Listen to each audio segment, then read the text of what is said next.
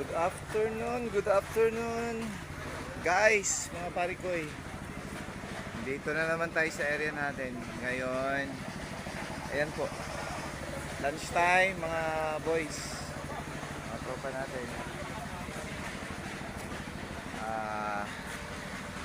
Harvest muna kaming konti dito sa harvest kami sa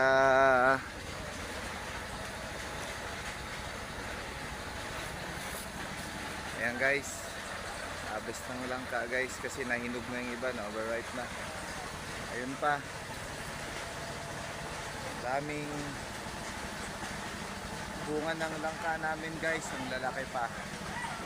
Ayan, ano pa kaming dito, yun saging, yung durian pa sa ibabaw,